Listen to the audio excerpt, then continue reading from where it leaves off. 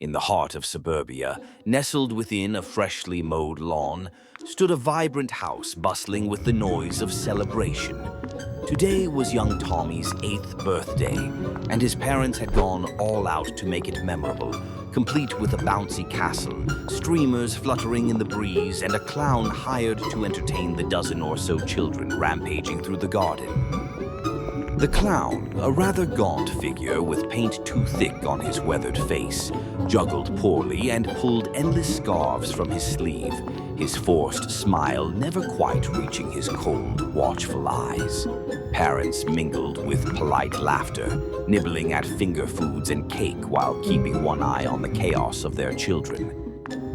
As the party roared outside, little Billy, one of Tommy's classmates, wandered into the house to use the restroom. The hallways echoed with the thumps and giggles from above, making the house feel empty and cavernous.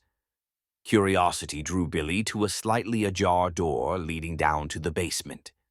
With a child's innocent disregard for boundaries, he pushed the door and stepped inside, the light from the hallway spilling down the wooden stairs behind him. The door swung shut with a click that echoed ominously in the dark, dust swirling in the thin beam of light that fell through the crack beneath the door. Billy's heart began to thump in his chest as he tried the handle, only to find it locked. Trapped in the pitch black, he shouted for help, but his voice was swallowed by the thick, musty air. Upstairs, the party continued, none the wiser. The clown, pausing in his antics, glanced towards the house, a smirk twisting beneath his makeup. "Let's play a game," he suggested in a gravelly voice, pulling the children into a raucous round of hide and seek, diverting their attention from Billy's absence. As the search for hiding spots began, the basement's shadows danced around Billy, strange creaks and groans of the old house unnerving him further. His eyes adjusted slowly to the dark, the shapes around him coalescing into old furniture and boxes. But in the corner, something else took form, an old, dust-covered mirror leaning against the wall. Billy, curious despite his fear, approached the mirror. In its reflection, he saw not only himself, but another figure standing behind him. Spinning around, he found nothing but empty space. Whipping back to face the mirror, the figure was clearer now, a pale, distorted version of the clown from upstairs, its eyes hollow, its smile far too wide. Terrified, Billy screamed, pounding on the door, but upstairs the music and laughter drowned out all else.